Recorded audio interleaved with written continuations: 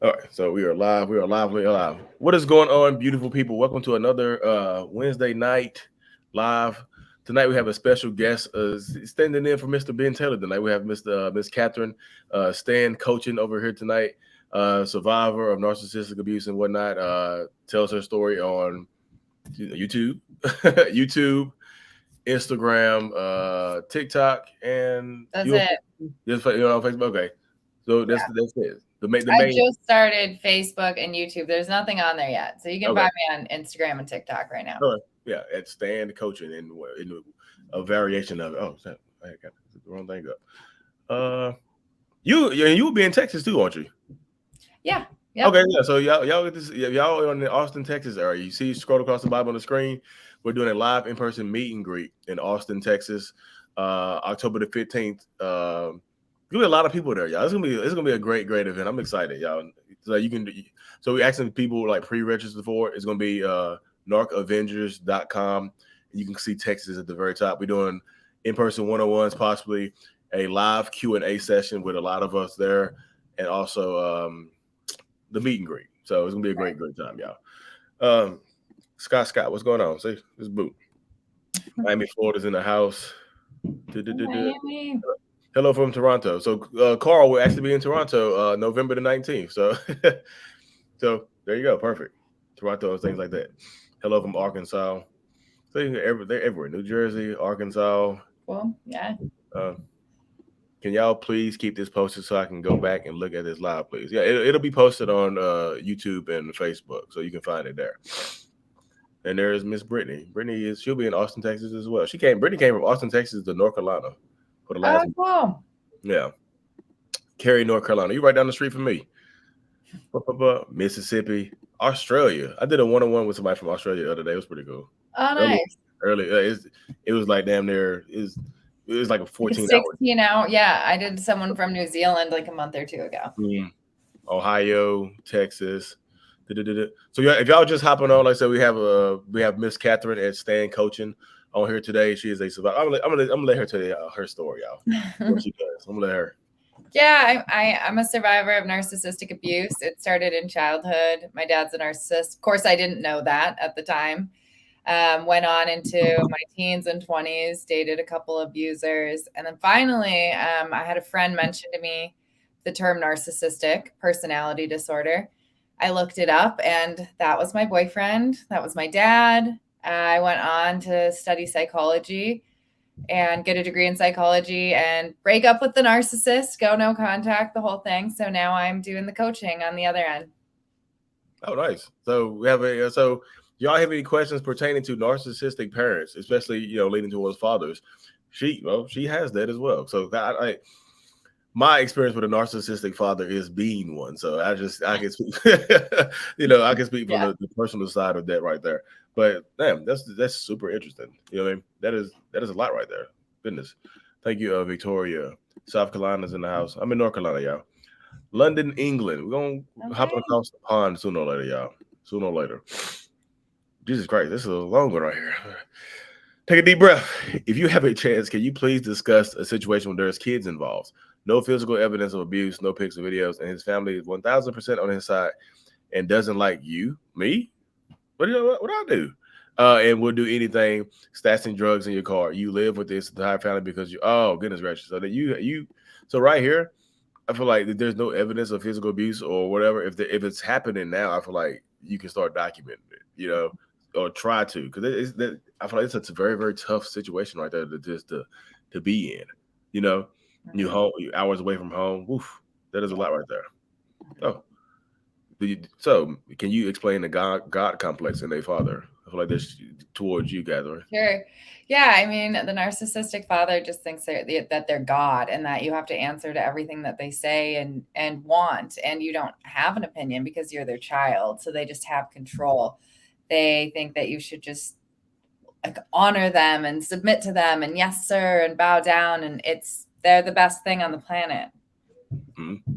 And I can speak from my own personal perspective, just dealing as a parent and being a narcissist. Like nothing you do will be good enough for a narcissistic parent. Like you can try and try and try to get that love that you crave from that parent, but you will never get it. and it'll just leave you feeling like you never be enough, you never do enough, you can never, become enough. Dealing with people like that, dealing with the personality complex and things like that. So there's, it can be a very, very tough situation. Mhm. Detroit, Michigan is in the house. So this person says, I believe mine were both narcissist parents. I'm now 50 and look back, wow, mind blowing. Mhm. Yeah. Feel Yeah, like you woke up later on in life, you wake up and you go back. Like once you see it, you can't unsee it. I just feel completely. like waking up in the matrix and like boom, like the world, you look at the world differently. Like you see all the little the black and green writing are falling from the sky right now. So Yeah, like literally looking at the matrix. literally how it is. That's how I was when I found out I was a narcissist. Honestly, it's just like I woke up and the world never looks the same now. Like I know I talk to a lot of survivors that say I'm looking for narcissism in everybody. Like so am I. I'm just Yeah. like I'm just like you got some your energy is kind of Oh, totally. You can't, like you said, you just can't unsee it at that point. yeah. It's kind of crazy. Like I said, I know I do it right now. So this one is right. Yes, please help me with getting over cutting my father off because of the constant abuse, and he's a narcissist. Yeah, yeah. It's a hard thing to do because it's family and there's a lot of other family members. Maybe there's pressure, but I think it just comes with constant validation of yourself and affirming, like, I did this for me. It's okay to choose myself. It's absolutely okay to not accept abuse, even if it's a family member, and just remind yourself of that. Yeah. So cutting family members off is extremely tough because it's like it might not be just one singular cut, like she was just saying. You might have to do multiple cuts. Like you see, so you might have to swing your sword back and forth, cutting people off. Like Mhm, you mhm. might have to cut. I don't know about your mom, the situation with your mom. You might have to cut your mom off because your mom might be the worst enabler. Right. Your mom might be an extension of the abuse. Your brothers and sisters might be extensions of the abuse. Your cousins, your aunts, your uncles. There's Yeah. gonna be like it's like dealing with an octopus. You gotta cut off more than one leg. It's gonna keep swimming towards you. Yeah.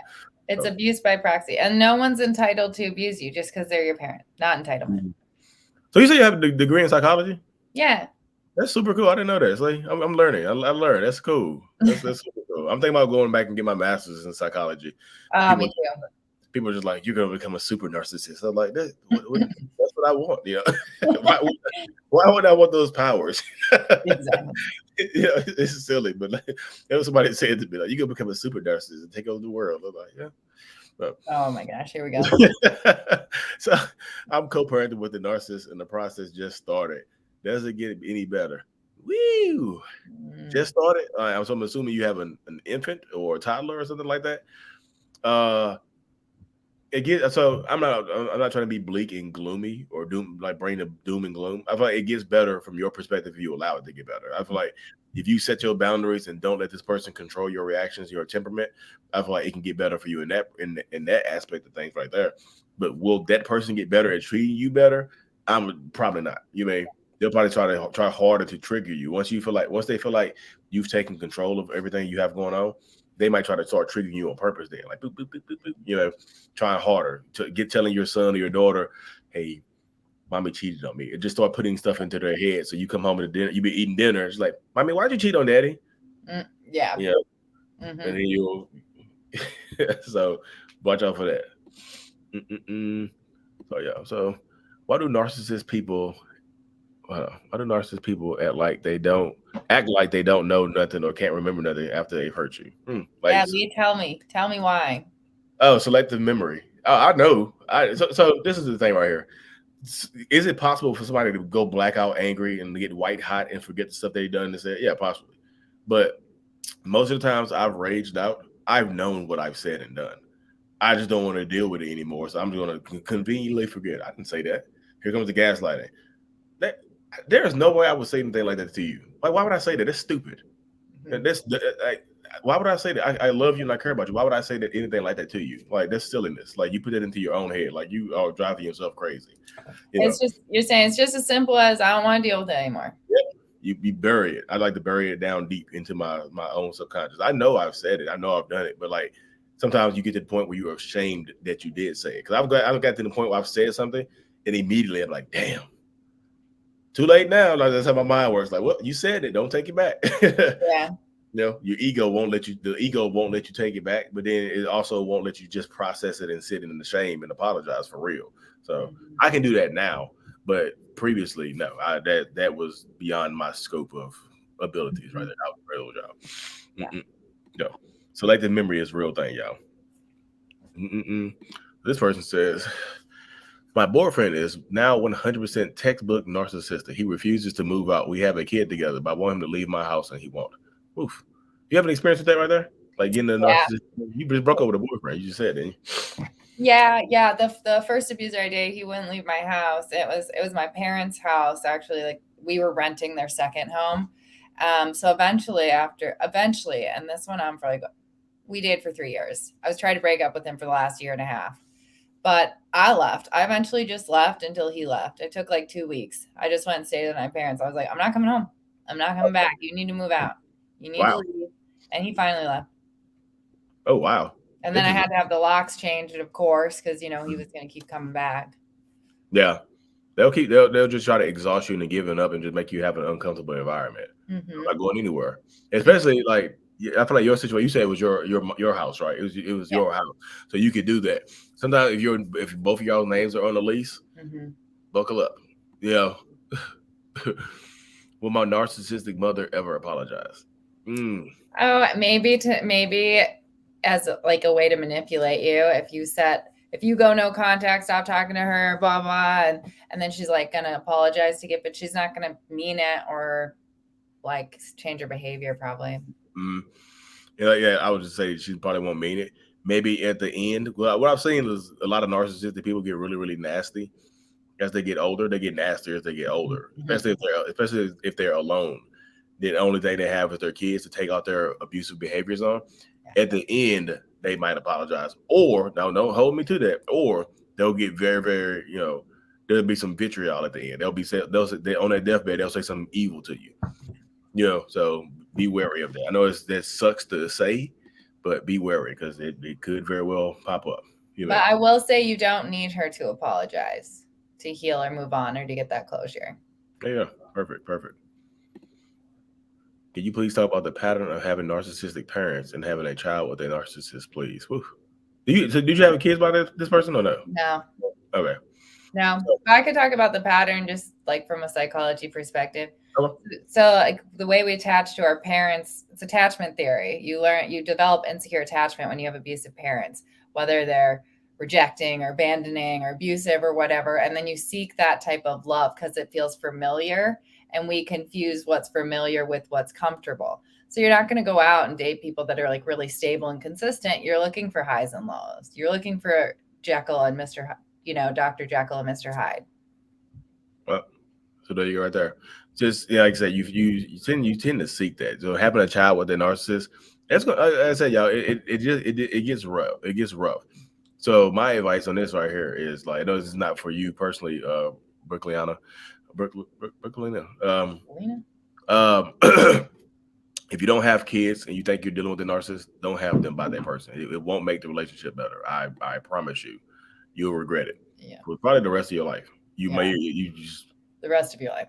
I'm telling you, you'd be like, goodness gracious, I love my you. You be holding your baby. I love my baby, but you be mad as hell. You be rocking that baby, angry as hell to sleep. Just go to sleep. Just be pissed off. I hear that people say that all the time. I love my kids now, but damn. Hmm. Can't acknowledge the truth. Uh, so, do narcissists ever decide to be nice to people who are on to them to avoid exposure and promote the mask? I would say, yeah, definitely. I would. So they can, but I just feel like right there, this just kind of shows you the different level of manipulation that you face when you're dealing with some narcissistic people right there. Because the fact they can switch it on a dime to be nice to you, to keep you from exposing them.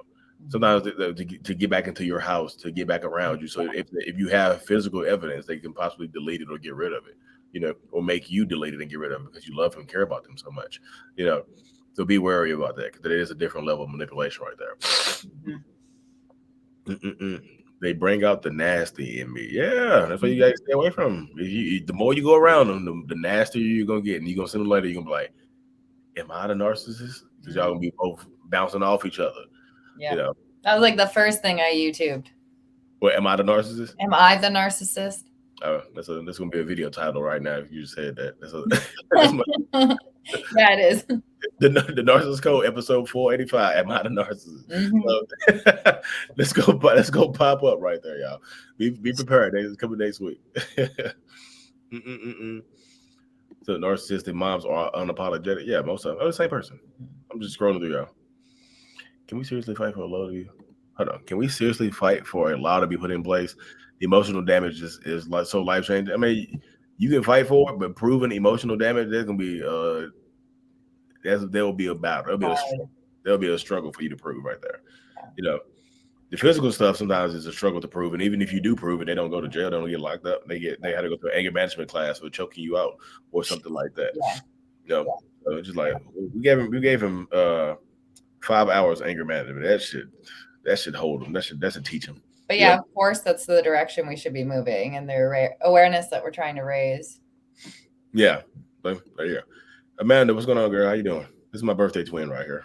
Oh, nice. I did a one-on-one like when I first started doing one-on-ones last year. I did a one-on-one with her. She was sitting in the car, and yeah, she's like, "I'm just such a sweetheart. I'm a Cancer." I was like, "Well, I was like, I'm a Cancer too. When's your birthday?" Is that She's like, June? no, July 14th. Okay. Yeah, I was just like, I like. Guess what my birthday is? I showed her my license. I was like, July 14th. Look, your birthday twin. So we've been chilling ever since. Just be happy he's not bothering you. There you go, Amanda. Mhm. Brittany says the Narc app shout out. Brittany is like you are. Super fan. That's it. Narc app. So yeah, if y'all don't know, download the Narc app in your Apple, Google Play stores and whatnot. You see right here? You can go download the Narc app. It's on the bottom of the screen right there. Ben Taylor runs an amazing app, y'all. It helps survivors and victims and thrivers and whatnot deal with what you're going through. Help you get past it. There's classes on there, coaching it. Oh, you did a class on there too, didn't you? Or you doing one? Yeah, it's coming out next month Yeah. So or even October. yeah, so Catherine's adding her expertise on it as well. What are you doing a course on? Yeah, so it's not entirely a course. It's just a list of terminology, like must know terminology. If you're dating a narcissist, you need to know what gaslighting is. You need to know what hoovering is, right? Those kind of things. Okay, perfect. See, there you go. She on it. And then yes, also the meet and greet in Austin, Texas. Get registered for that October 15th, narcavengers.com. We're gonna be there live and in the flesh. I'll be there. Katherine will be there. Brittany will be there as well. So there's gonna be a lot of us there. It's gonna be a very, very powerful, empowering. Oh my God. You want to be in Austin, Texas. I'm just be real with you. It's gonna be good. It's gonna be look, bringing the heat to Texas. Sorry, y'all. I'll be laughing too much. Does there seem to be anger right under the surface of the N? The narcissist. I just said I was gonna make a joke.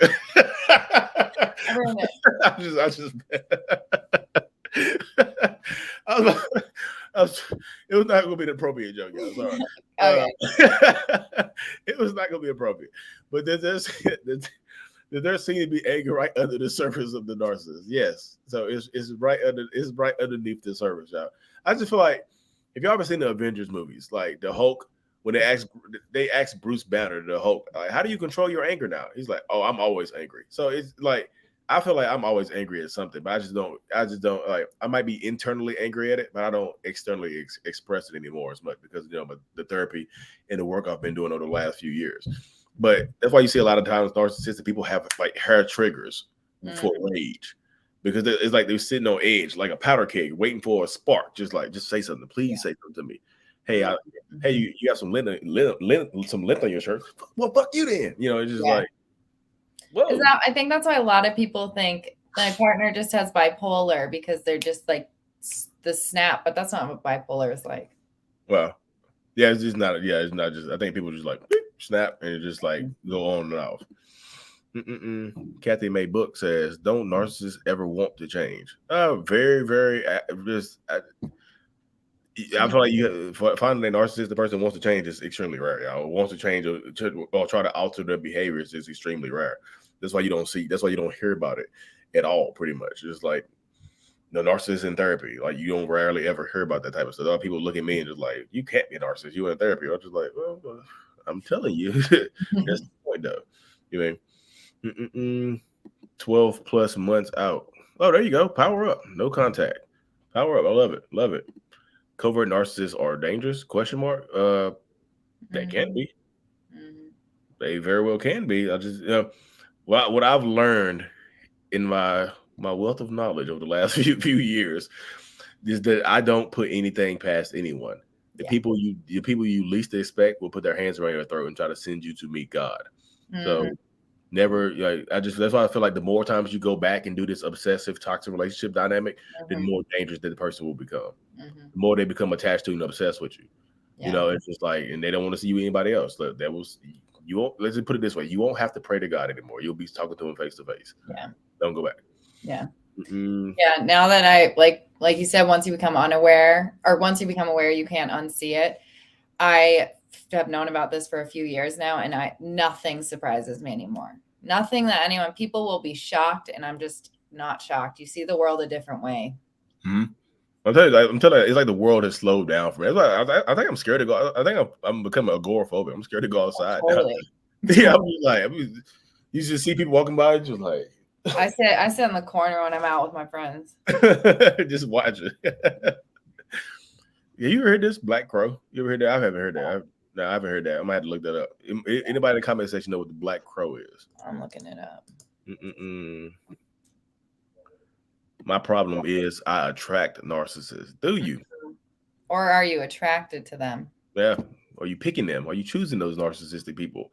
A lot of times, people ask me like, how do I avoid narcissists? I like, why do I keep ending up with narcissists? Like, I feel like you're picking them. Like, what is it about the narcissistic people that you see? Like, go back and make a list of the possible narcissists you have dealt with, and see what they have in common. You know, Yeah. see what they have in common with how they're going about things. Like, what made you attracted to this person? I just feel like there's some underlying things that you might see in common. You have to see the pattern because it's something happening inside that you're seeking out. And when it becomes a pattern, that's when I ask people, what were your parents like? What were your parents? You asked that question? Oh, yeah. Oh, yeah. Interesting. It's very interesting. Narcissists hate the word no. That's a good question right there. I'm just like, how would I answer that question? Think about that one real quick. Awful. I hated my mom. My dad's a horrible person. Narcissists hate the word no. So I think I just posted a YouTube short with that exact statement on it right there. I think I literally just posted, yeah, narcissists hate the word no because the word no is a boundary, y'all. Yeah, is a boundary. Narcs like to get a rise out of me. Some of them do. Some of them like to push your buttons to watch you explode, and they'll laugh and smirk and just have fun with you and call you crazy. It become funny. They're like, boop, boop, boop, boop, boop. Mm-hmm. They'll put the reaction code into you, like the black box, the box with the nuclear codes in the president has, like boop, boop, boop, boop. They put it in there, and then boom, watch you blow up, and then all of a sudden they become scared of you. Like, oh, I'm gonna stop. Oh, And what's the purpose of that? Just because you feel powerful controlling other people's emotions? You yeah. like the anger? Or sometimes sometimes I feel like I'm out of control. I just need something to do, and you just start poking people. Mm. You know? You feel like you're out of control inside? Yeah, but there's a lot of internal like dysfunction going on. Like my life is just bouncing around everywhere. I feel like I'm out of control. So you want to feel like you're in control of something. So you start messing with people around you. Mm. You know, that's why you see the narcissistic people that are doing bad in life. And they have a group of friends. They'll start singling friends out, joking on them, cracking like mean jokes and things like that. They get people picking on them and laughing at them and stuff like that. Ba-ba-ba-ba. Oh, Lee. I was like, did I put this guy in there? Do most narcissists have substance abuse problems? I wouldn't say most narcissists, but some of them do. I mean, some of them do. I don't have substance. I don't have them. You know, Yeah. but I understand that understand the dynamic because I do have an addictive personality. So I understand that if I go, do some powder or something, I'll probably be on the streets of Philadelphia somewhere. Y'all, you see me on camera because I know my personality gets very, very addictive, and I'll be like, I know it, so I avoid stuff like that. But a lot of people don't know that they have these addictive personalities, and they'll go try an addictive substance, or they'll start drinking to, feel like themselves. If anything, I feel like the most addictive substance for a lot of narcissistic people is alcohol, because a little bit of alcohol just allows like the guard to come down, like the walls to come down enough for that person to feel like a human being. But if you start drinking, it takes more and more and more to get to that little point. So now you saw what started off as something small. Now it's an alcohol problem. You're drinking. I've heard people drinking 12, 24 cans of beer a day. I don't know how they don't even eat. They don't eat food anymore. They just drink beer. I'm like, God, woof. takes an average of 7 times to detach from a narcissist. Do you have any experience in that right there? Because I've heard I have heard that too, and it seems to be true. I think that it's like any addiction where there's, such a high percent chance of relapse. Like almost nobody gets it right the first time. So don't beat yourself up if it takes a few. I know it took me probably about 7, give or take 2, 3. Who knows? Yep. So I tell people the average is 7. Yeah, the average is 7 times. So it could take Katherine 1 time to leave, but it could take Susan 13 times to leave. You add those two together and divide it by 2. There's 7. So there's a small sample size right there, but you need more. But 7 times on and off, y'all. It's a lot. You know what I mean? What's the most I've done? I had somebody in my comment section this morning on live say it took them 12 times, but they got it. That's all that matters. They got out. They got it. I had a one-on-one with a lady the other day. She had been in a relationship on and off for like 17 years. Yeah. On and off. Like a lot of on and off. I was like, goodness gracious. Sorry, y'all. Alcohol can numb their pain. Yes, it can numb it can calm the thoughts down. Sometimes I just get these thoughts. I'll just have to take a shot or 2 and they go away for a little while, So when they drink, their true feelings come out. Sometimes, have you heard the saying that alcohol gives a person permission to be themselves? So a lot of their buried down thoughts that they normally wouldn't say do bubble to the surface and they can blow up. Drunk talk is sober thoughts, I think. Yes, there you go. Are narcissists jealous of people who are successful? So I would me personally, yeah, hell yeah. It's just why you, not me? That's how my mind works. Like even building my platforms up, I would be watching people. They would have like 100, 200,000 followers on TikTok, and I was like at 50 or 60. Like, I'm giving better information to you. Why the hell do you have more followers than me? I just I'd be super mad and jealous. So I posted more videos. I'll be overwhelmed with it now. But like I said, through therapy and just working on myself, I understand that even trying to be jealous of people and trying to surpass them is, I just feel like jealousy is a normal human thing. It's not just, to narcissistic people. I just like most narcissists are not jealous. They're envious. Where they want to replace you in your life. They want to take, you don't deserve it. So they want they like jealousy means like, I'm just trying to be better than you. I don't care whether or not you're successful. I just want to be better than you. Envious means like you don't deserve it. So they try to supplant you. They try to take that position away from you in life or wherever you are. Or they try to demean you from your position. I just feel like I'm more jealous than envious. I don't try to attack people to just bring them down. There's more of an obsession with success and power. Yeah. I'm 7 years post separation. Sounds about right. Yeah, power up. That's a long time. Nice. Technically, they are handicapped. I don't feel handicapped. April Morgan, what's going on, lady? How you doing? Can a person be cured of this or function normally after the realization that they are narcissistic? No. So I know people think I'm on the path to y'all. I'm gonna go get tied them to a lab or something. Be running on the treadmill where they're taking my blood signs and just drawing blood, and I got heart rate monitors on and patches on my head. Like we're gonna find a cure for narcissism. I'm fine with who I am because I know I'm a good person just internally, and I'm expressing that more externally nowadays more than ever. But there's no cure for the disordered personality. You see what I'm saying? People think it's just like a disease just flowing through your blood that you can get a shot. There's a vaccine for it or something like that. It doesn't work that way. It's a disordered personality. It's a personality. Yeah. So I just think no. Plus, like even me being as worse, I honestly, I don't want to be like cured of it. Like if you can take a pill to get rid of it, would you? I don't know. No, I don't. I'm good. Do I have my moments? Do I have my days? Yeah, but I just feel like I see so much sadness in the world from empathetic people. Like, I feel like some people care too much. Just like, that's what I tell people that all the time. Like, why would a narcissist want to change? Because they think that like us as empaths, it's a burden to us. It's weakness. Like, why would they want that? Yeah. They don't have to deal with any of that. Yep. I just feel like, I just don't. I said that before. I don't want that. I just like. That like it hurts. I'm talking to people every day. I'm just like, that's pain. Yeah. Do I have internal pain sometimes? Yeah. But just like, Just loving Everyone. somebody so much that you sacrifice your. Whew, goodness gracious. What did it say? This one says the cutthroat in the workplace and sabotage. Yeah, a lot of them will do that. Do you have any experience with work narcissists, the people at work? Yeah, I mean, I've had toxic management. I've definitely dealt with people that are slimy, but that's where I really bring out the gray rock. It's real dangerous in relationships, so it's way less dangerous in the workplace. Just be boring. Just be boring. They'll leave you alone. Yeah. What is it? F you guys, seriously. Nice. Me too. You too, yes. You guys. It was plural. Dang. No, I'm just man. I think he probably been narcissist. Narcissist. Yeah. Yeah. That was not singular. That was plural. You guys. Dang.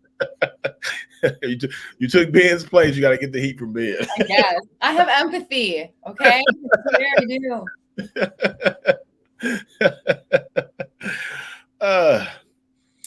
We are all healing here. You too, Lee. Oh, thank you, April. We're doing the best we can do. That's all I can do. Like I said, I literally I'm doing the best that I can do with what I have.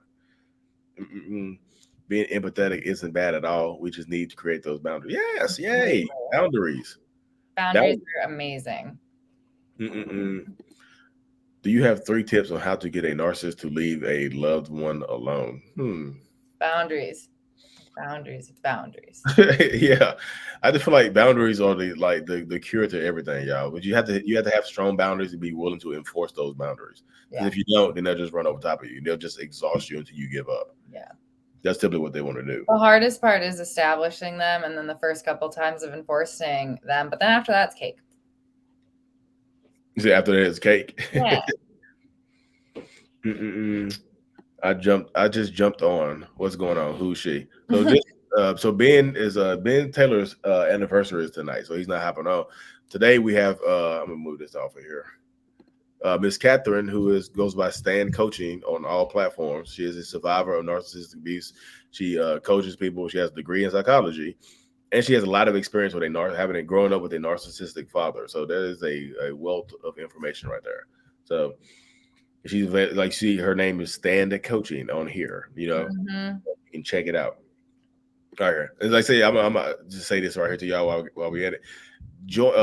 We have a live in-person meet and greet, question and answer, big time thing going on in Austin, Texas. Yeah.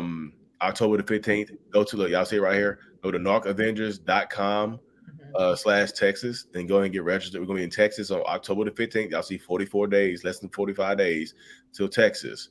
Live meet and greet, you know what I'm saying? One-on-ones in person. We're going to be in a live, private, exclusive Q&A with like 9 or 10 of us. This is going to be an amazing event. And then we have these are all the people you see right here, y'all. So this is what we have going on in Texas. And then Toronto is November the 19th. So y'all see that, narcavengers.com /Texas. So come check that out, y'all. We're going to be having fun there. No offense, Kat. We're just used to Lee and Ben. No, who is she? Is she a narcissist too? That's the first thing they start asking. Plot twist. Yeah, the super plot twist. Yeah, my empath side has turned dark being with the narcissist. Yeah. Oh, it will. It will. I like to think of it as like after being with a narcissist or an abuser so long, you really lose empathy for that person. Like he could fake cry, and I just no empathy for the man. And I think that's just how narcissists emote to people. Yeah. So Katherine with a K. Yes. She are you an empath? Would you consider yourself an empath? Oh, for sure. Yeah. She considers herself an empath. Jazzy Mom, what's going on? How you doing? Hello. She's going through some stuff now. She's having a time about it. I've done a couple of one-on-ones with her. Mm-hmm. She's going on a time. She has the good old dry cry. Yeah, you get the dry cry. You get the eyes will be dry. The nose and the mouth might not be. The tears are coming from their nose and their mouth. You know, there are no tear ducts. The tear ducts are located inside the nostrils and right here inside the narcissist's mouth. Darling. They'll be drooling and snot be flying everywhere and just like, look what you got me doing. I'm crying and just be playing and snot. It can get very, very disgusting, y'all. Yeah, it'd be a dry cry. Like, where the tears in your eyes at? They're coming to my nose, So prepare for that, y'all. Just, they would definitely do that. Take out your tiny violin while you're in the car, because if they're doing if they're doing the dry cry out the mouth and stuff, they can be very dangerous. If you start, dun, dun, dun, oh, are you picking on me? Rawr. So you might don't poke the beast. Mm-mm-mm. I just shared this live to 3 narc abuse groups. Well, appreciate it. Oh, well. Mm-mm-mm. This is where I am. No empathy for him. You? Yeah. Mm-mm-mm. Can I get a check because I know I have PTSD? I don't know if it works that way. Yeah, I'd be rich. Mm-mm-mm. Susie and the dog here. What's going on, Susie? 3 months gone and healing. 3 months. Yeah, power up. You know what I mean? You got to empower yourself. Yeah. It's super empowering. Sorry, y'all. My son, he's texting and calling, but I don't do that disturb. They start blowing me up, talking junk. Mm-mm-mm. I have 2 toxic peeps in my life. They can cry on demand. Yeah. Mm-mm. I just think the most so even like so if I don't know, I do a little bit of acting on the side and things like that. Um, they teach you the most powerful thing, especially for a male, is not to actually cry. It's to fight. It's to hold back the tears. It's to try not to cry. That's the most powerful. That's the most powerful sign of emotion, because the tears are one thing, but holding them back and trying to act like you don't fight them, like looking around and stuff like this, and just like less eye contact. Tugs on the empath. What do you mean? Powerful. Yeah, because it tugs on our empathy. Yep, it tugs on. It reaches the world more, because people are not used to seeing men cry. So it's just like, and they're fighting their back. It's like, oh, he must really be hurting because he's fighting. He's holding the tears back. You can't be like this.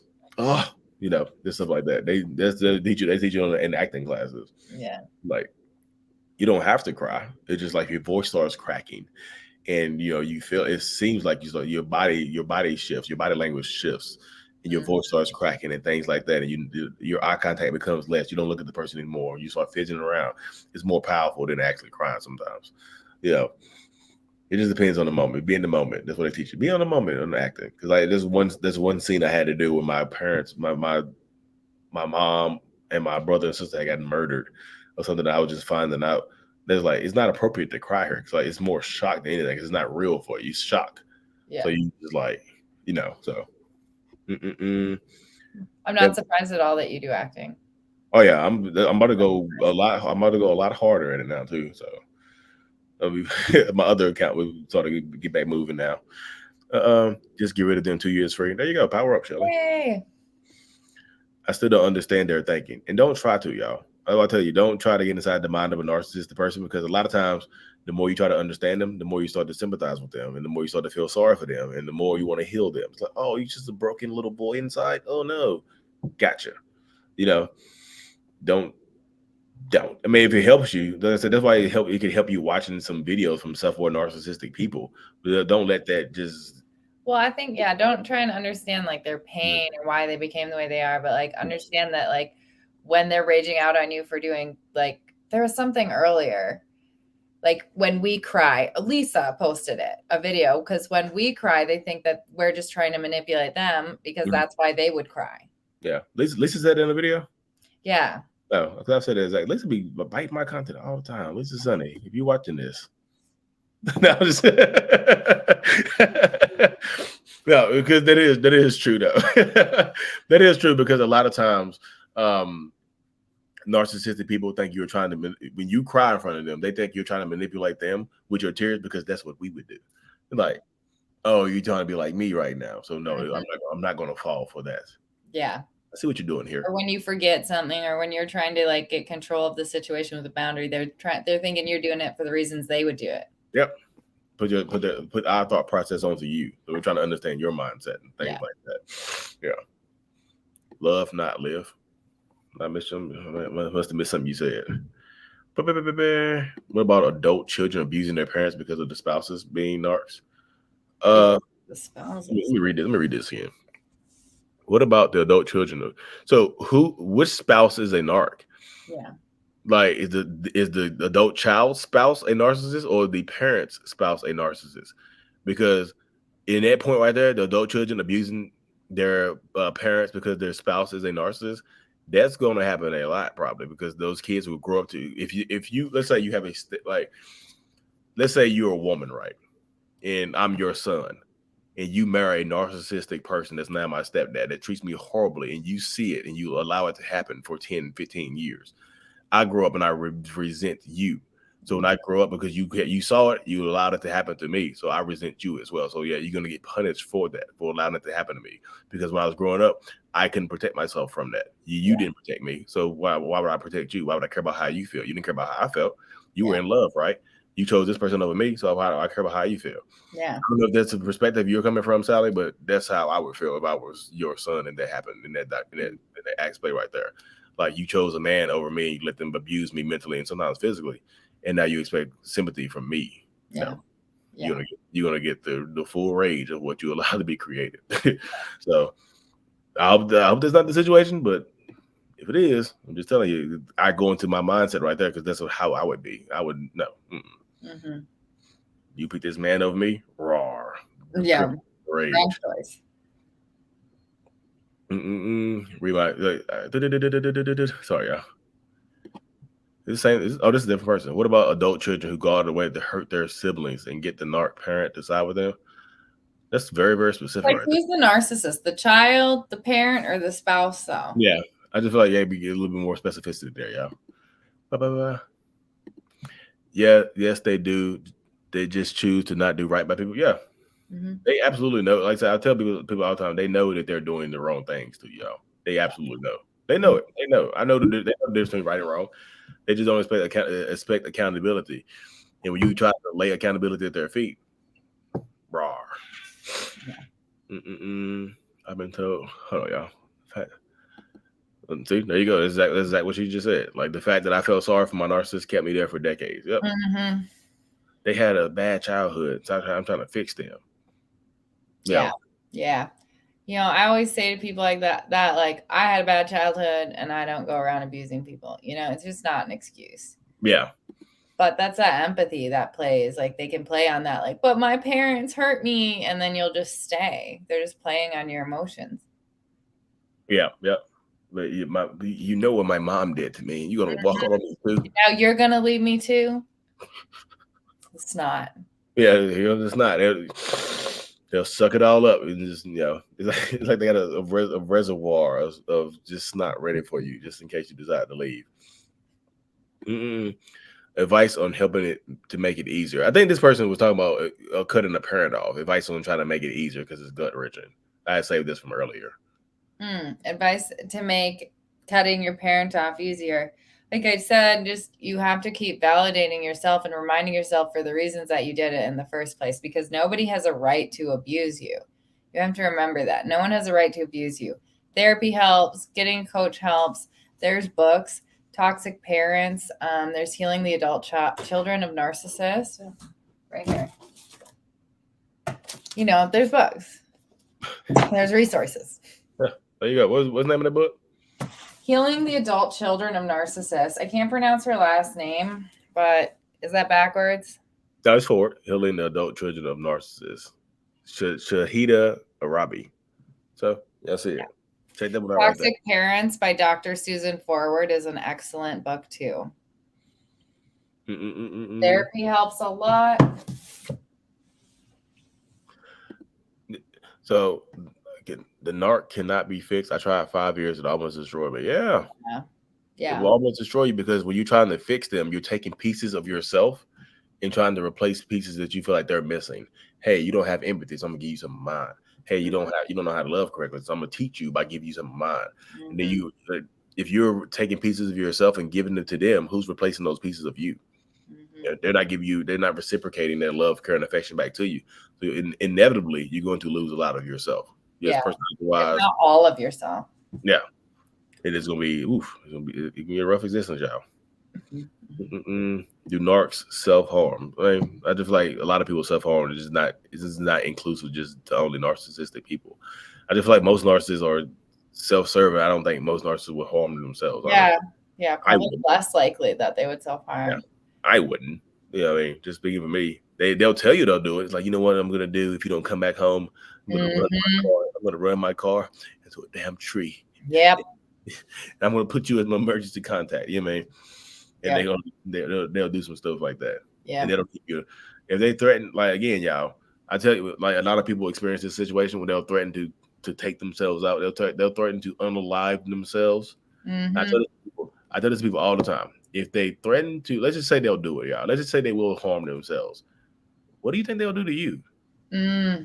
What do you think they'll do to you? You think Yeah. they care about you more than they care about themselves? You think no, they'll take you out of here first.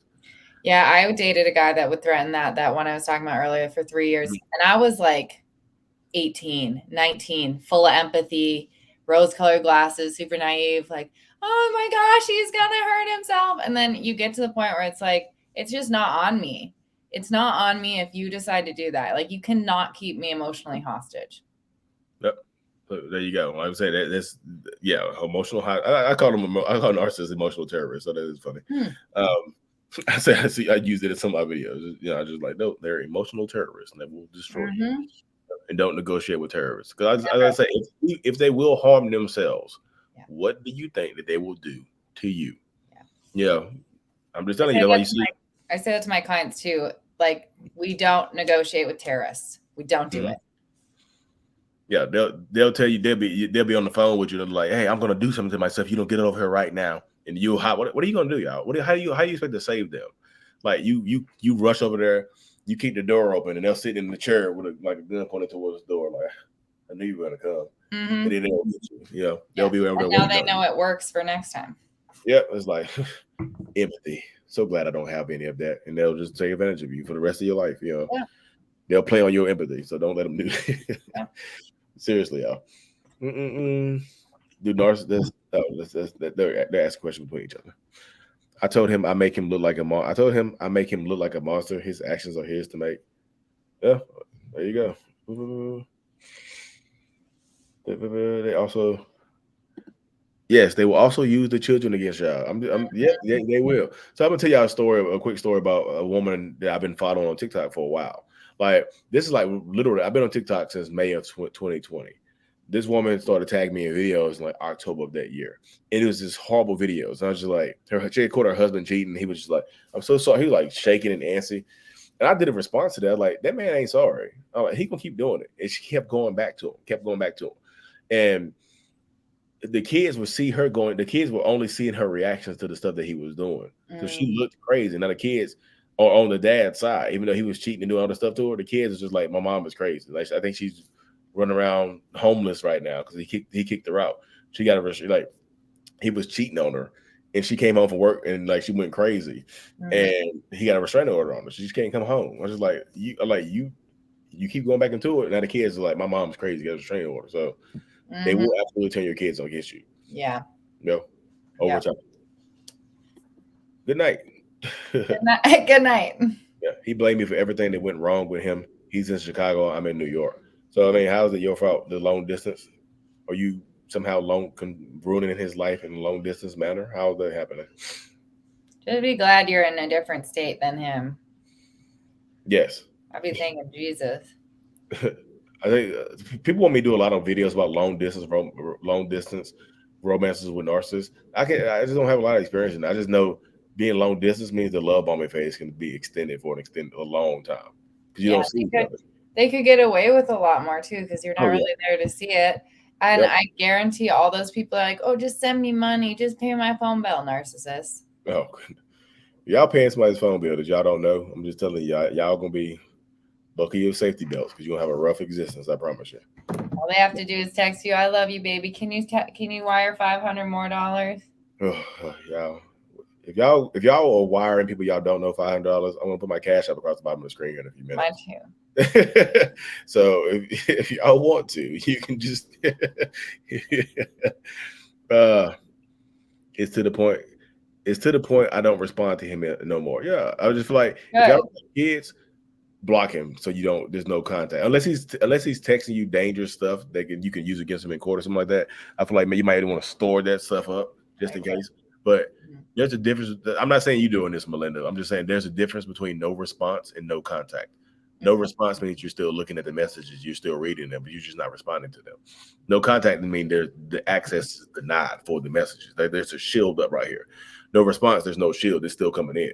You're just filtering it out. No contact is just like just hitting it and bouncing away.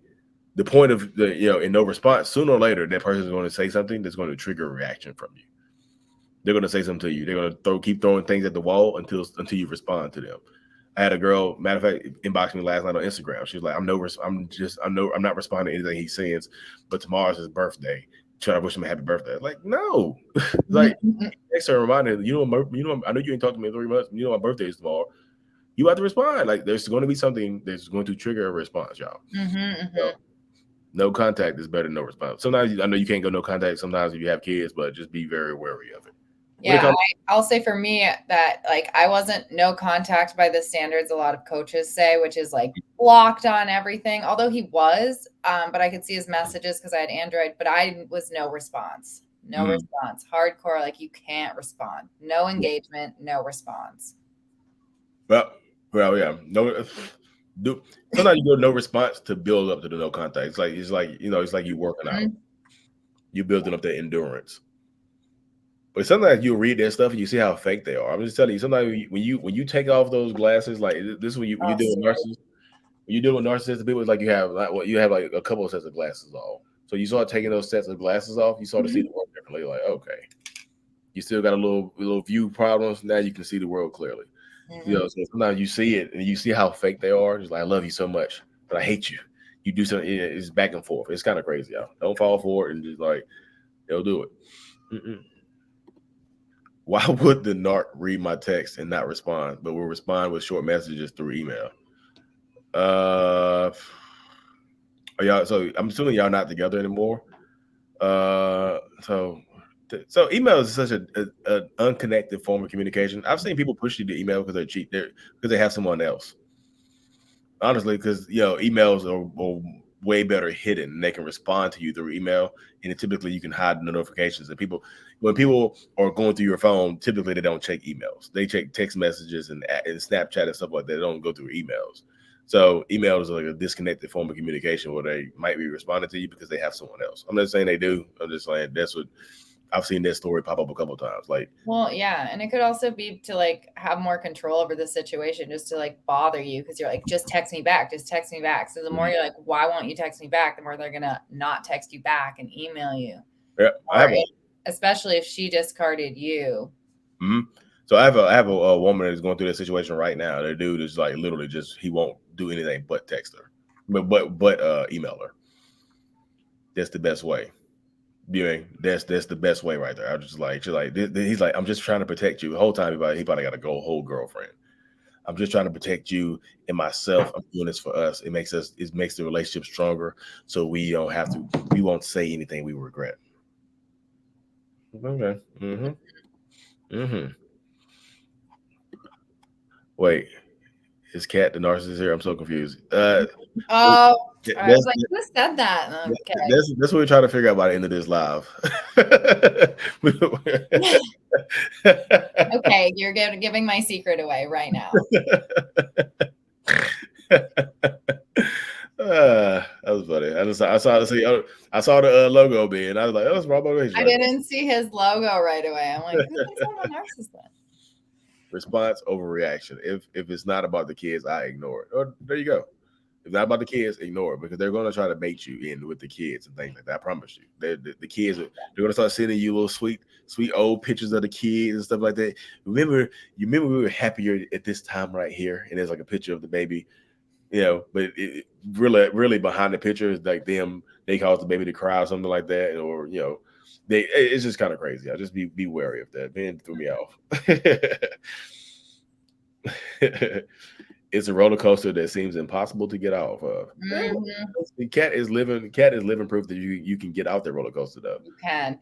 It does feel that way though. I kind of described it as like a tornado. Like I was just lost, like I don't know, upside down, sideways. Like I don't know how to even explain getting a foothold, but you can and you can get out. I said the roller coaster can be fun, y'all. I'll just be real. Roller coasters can be fun. You'd be like, wee! For the narcissist. He's the ups and downs. Like It we. is not fun on their side. I talked to a woman today though. She claimed the roller coaster was fun. It was. I got so many. God, I've done so many one-on-ones. God damn boy. Goodness gracious, it's kind of crazy. Mm-mm-mm. It was Ben. Yeah, it was Ben, y'all. It was Ben. What is a Hoover from your perspective, Catherine? Let them Yeah, know. so the Hoover stage is when you've left the narcissist or they've left you, whatever. You're the relationship, you're out of it, and they're trying to love bomb you back in and suck you back in. So like Hoover, like suck like a vacuum. So they're gonna throw out little things like little messages. I love you, I miss you, I've been thinking about you, maybe send you some flowers, maybe tell your friend how much they've been missing you. So your friend comes to you and is like, oh, they said they miss you, right? Like they're just trying to do anything. What'd you say earlier? Some random messages like, oh, I just anything to get you to respond. Mm-hmm. Yep. Anything to get you to respond. It could be the smallest thing, like, hey, do I have some mail at your house? Or hey, can you anything to get you to respond? Yep. Okay. So one Hoover that a lot of people don't talk about is actually the smear campaign. It can be used as a Hoover, y'all. So people will start to sully your, they will start to talk trash about you in public or online and stuff like that. And how do you get the smear campaign to stop? If you, especially if you Confront know, them. yeah, if you're no contact with me, and I start talking junk about you online, I start posting all kinds of stuff about you online. How do you get that to stop? Mm-hmm. You have to come to me directly. So I'll tell you that if you sit down and talk to me, I'll take it down. Gotcha. Mm-hmm. Mm-hmm. So be Gotcha. wary of that. Be very wary of that because they'll get it right there, y'all. This little oh, Deef, what's going on, man? Do you think narcissists are more paranoid in general? So with sowing doubt to elicit paranoia work. So I would let you know I'm paranoid as hell. I think the world is watching me at all times, y'all. It's just kind of crazy how my mind works. I think I'm just massively paranoid. I just like everybody's watching me no matter what I'm doing. I'm in the supermarket with a mask on. Like people want to know who I am and want to come get me. And people do recognize. It's funny that people do recognize me sometimes, but I think they're recognizing me to harm me or something like that. They're judging me because of what I have on. It's just like my mind does not shut off. I You know, know my dad's super paranoid. It's yeah. always like that. With sowing seeds of doubt, sowing doubt to elicit paranoia work. It depends. It's like don't just be careful with intentionally doing that because it could elicit a visceral reaction. You know what I mean? They could get very very angry with you and just try to harm you. You know what I mean? So be careful with that.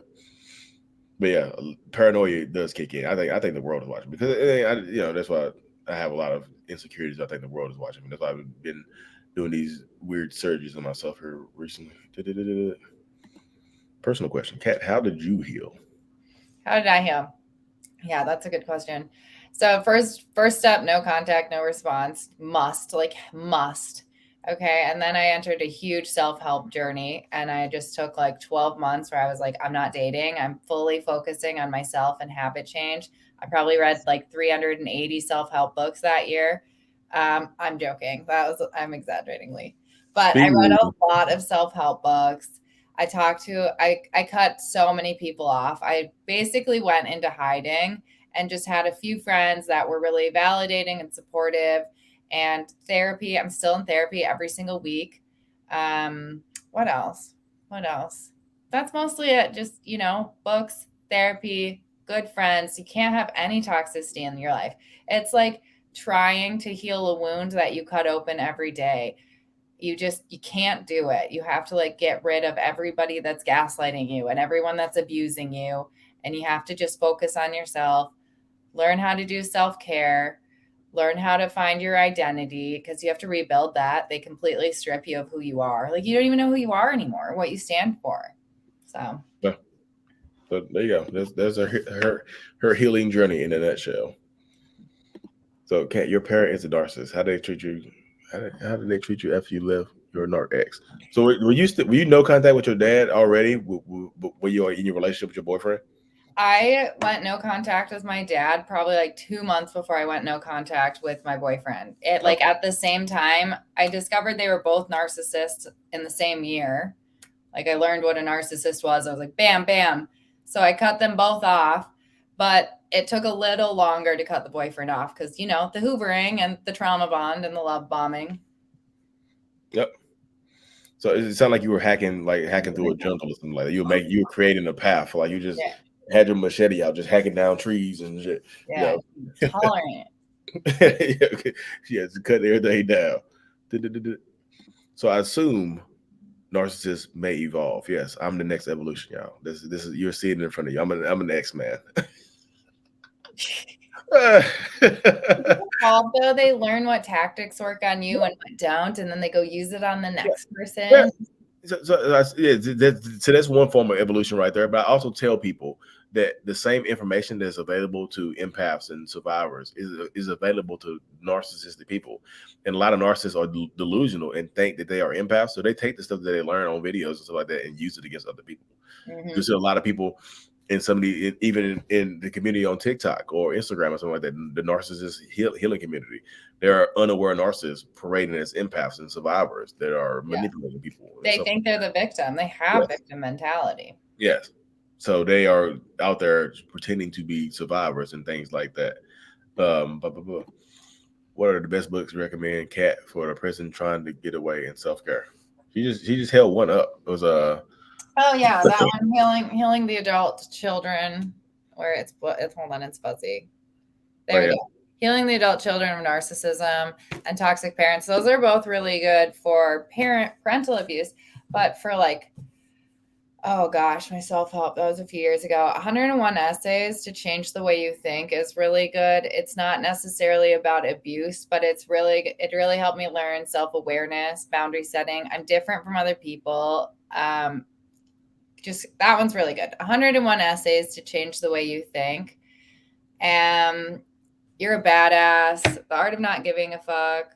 There's just so many. Just go to your library and hit the self-help section.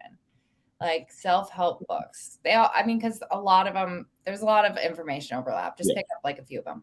Yeah, I feel like, and I feel like one of the and when you're healing journey, I just feel like one of the best books that you can probably read is Top 5 Regrets of the Dying. It sounds bleak, but it's not bleak, y'all. It's just a book that puts life into perspective for you. Like, what's it called? Top 5 Regrets of the Dying. That does sound good. Also, Psychopath Free. Psychopath Free. Yeah, Ben recommends the book a lot too. That pops up on this site, Raw Motivations. But like Top 5 Regrets of the Dying is it empowers you to just show you that life is actually short. So this woman named Bronnie Ware, she went around and interviewed people that were in hospice and retirement homes and asked them, what do you regret in life the most? And the number one regret of dying people was, I wish I had the courage to live a life that I wanted to live and not the life others expected of me. So and that right there is just empowering. It's just like, don't let peer pressure or spiritual pressure, cultural pressure keep you in toxic situations. Boyfriend, girlfriend pressure, husband, wife pressure keep you in toxic situations, because when you get ready to go see God or whoever you believe in, you're gonna regret that you didn't take more control of your life. Yeah, so. I went on a little lecture of that on my live earlier, because you have like all these personalities in the world. Half the people think this way and half the people think this way. So if you do this, it's going to upset these people. If you do this, it's going to upset these people. So why not just do what you want? Just do what you want anyway, because you can't please everybody. Everything you do is going to upset someone. Somebody's going to get mad at what you do. Like, especially the narcissist. Yeah, anything you do that's not beneficial to them, but they can't take credit for you, they'll get angry at you, y'all. So Top 5 Regrets of the Dying, one of the most empowering books I read. And also Out of the Fog by Dana Morningstar. I'm reading that book right now. It's super empowering. Yeah, see, she's at Love Psychopath Free. Thank you, Francis. So good. That one is just like a real good summary of everything. It's so good. Which one? Psychopath Free? Psychopath Free. Yeah. So that somebody said laugh a lot. I see narcissism and demonic possession. A lot of people do, y'all. Not the devil. But that helps you heal. Then I had people do complete live videos about self-aware narcissists being like the reincarnation of this Jezebel spirit. It's kind of funny. It really is. This is like, y'all did a whole 3-hour live about little old me. Interesting. Yeah. Being the devil, helping people. What's it say? I saw Lee. I was like, okay, well, appreciate it. I saw my name pop up. I was like, okay. It ain't impossible. It ain't possible to live without crossing one. Oh yeah. Yeah. It's not. It's literally impossible. Yeah, it's definitely, like I said, some people you can agree to disagree people, and some people just like you can't agree to disagree with a narcissist. I'm just let you know there straight up. Like you can't, you got to agree with them, or you're wrong. So it gets to that point right there, y'all. So we're gonna take a few more questions, y'all. We're gonna hop off of this thing real quick, y'all, because try to keep it around an hour so people can watch it back. People don't watch back 4-hour lives, unless you're in on a car trip across the country or something like that. How do you end a relationship when both of you are narcissists? Jesus. So yeah, so that's gonna be I feel like the same cycle applies. You have to go no contact and go through the same patterns, understand what you are, what you're doing. Because I thought, oh shit, I've been in a relationship with a narcissist before. It ended me actually. We worked together, so I had to quit the job and separate myself from it. I had to block that person and everything. Like, that was a torturous relationship. You know, I had narcissistic personality disorder, and I'm pretty sure she had some. She was something else, y'all. I'm telling you. But I had to, literally, we worked together, so I had to quit my job and go literally just cut off all types of contact. We just had to get out of there. And a lot of people don't want to do that. They're like, I live here, I work here, and sometimes you got to okay, but like you can choose then to keep working there, but know what you're choosing. Yeah. And before y'all start clapping cheeks with people y'all work with and stuff like that, just think about or your friends, for instance. If this blows up, what happens next? Yeah. Because I tell people when you're friends with someone for a long time and you cross that line and y'all break up or the discard happens or whatever, they end up being narcissistic and you have to break up with them and go no contact. You have to do a double mourning because you have to mourn the relationship and the friendship. So that's going to hurt double time. So you were like, well, how can my friend treat me like this? And then I'm just telling you, think before clapping. It's hard. Okay, this is right here. I feel like this is a personal right here. It's hard to wrap my head around the fact that my mother doesn't truly love me. Oof, that's a tough one right there, y'all. So I feel like Kat can answer that from a perspective of just having a parent that was narcissistic. Yeah, I mean, it's hard to understand, and it takes a lot of healing to not internalize that. But I mean, it's hard to, when you logically know it's nothing that you did. This is who they are. They just don't have the capacity to love. And I like to think of my dad as like, he loved me to the capacity in which he could. That's all that he he just doesn't know how. It's not something he's equipped with. He was just made different. And that's what I was going to say right there. Like, what if they loved you in the only way that they knew how to love, which is probably not going to be enough love for you, literally, as a child or whoever you are in this situation, brother, sister, parent, whatever the situation is. They only can love to the capacity of their emotional intelligence level, emotional maturity level. And they love you like kids love you. I mean, like kids love things and things like that. So again, don't internalize it because there's nothing you did to make them not love you or just not being able to love you the way you needed and deserved to be loved as a child. So, and there's really not one thing that I could say to help you, because for me, what it happened was it was like this big monster in my mind. My dad was like this big thing. And one day it just like, I hit perspective where I'm like, oh, this isn't even about me. It's not even about him. It's not even a big thing. He's just like every other, deadbeat on the planet, or like every other narcissist out there. It has nothing to do with me. It has nothing to do with me. Yeah, just take it apart like that. So so clapping cheeks. Yeah. That's my line right there. Thank you, Lee and Kat. Appreciate you, April. So we'll do one question right here. So I don't know. I start a lot of these parent questions. I feel like you're a good resource. Well, I'm here. Yeah. So I'm 30. My dad discarded me 20 years ago and now wants back into my life. Is it safe to let him in? I have a new daughter as well. Okay, well, my dad didn't discard me, but so he abandoned you. You're 30. He left you when you're 10. Is it safe to let him back in? Well, I mean, is he a narcissist? Because if he is, then no, he's probably back to like get something or ask for money, or I don't know why, but or like feel better about, look, I have a family, or I'm trying to make amends with my daughter. It probably has nothing to do with you if he's a narcissist. But anyone that can abandon their kids, unless he's coming back like with a ton of remorse and like went on some discovery journey and learned what he did and like just feels so bad and like had no other choice or was going through something, there's not really a good reason to abandon your kids. It's hurtful. It's really hurtful. And I think it'll probably be hurtful having him back, especially if you have a young child. Imagine them discarding, getting involved with your daughter, and then discarding them after a couple of weeks or a couple of years, or whatever. Yeah. For your daughter, when your daughter is right there, you know what I mean? Yeah. It's hurtful. Yeah. Kids don't understand, and the grandchild, she doesn't need, or he doesn't need to feel that way. Yeah, so that's why you gotta get to that point right there. So again, y'all, so it'll be our last question we'll take tonight, y'all. We'll be back live, Katherine. Next week is the group live, so we'll be live again as a group next week. Is there a group live? Yeah, I think it's gonna be on Ben's channel. And yeah, right here. I'm gonna put this over here because this is good. Let him prove himself with change behavior, y'all. If you're gonna allow that, is consistent change behavior and take the relationship off. I would take the relationship off the table. You know what I mean? I would too, but I'm super desensitized to toxic parents. Like, no time for them. Yeah, I'm just like, they've been gone for 20 years. I just, me personally, nope. Yeah. Nope.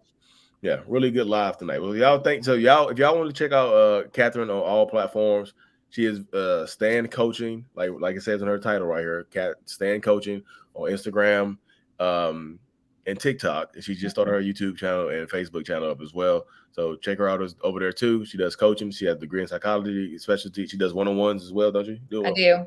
She does one-on-ones, and she specializes, like she said, she has had a narcissistic parent or whatnot, and boyfriends, and she's dealt with a lot, y'all. She has a lot of experience, so you can check her out. Instagram, TikTok, YouTube, Facebook. She's gonna be everywhere pretty soon, y'all. I'm gonna be there. And also, if y'all are say in the Austin, Texas area, in October 15th, we're gonna be doing a live in-person meet and greet, meet up, question and answer session in Austin, Texas, on October the 15th. Katherine will be there. I'll be there. Ben Taylor, Raw Motivation, will be there. Psychologist, Carrie McAvoy, PhD, Lisa Sun. Yeah, it's gonna be. I'm telling y'all, it's gonna be a super, super empowering event, y'all. Good God, I'm excited. So, Austin, Texas, October the 15th. Toronto, Canada, the 19th, y'all. So, thank y'all for tuning in. Thank you. See y'all next week. Like I said, we'll be on Ben Taylor, Raw Motivation channel. And peace out, y'all.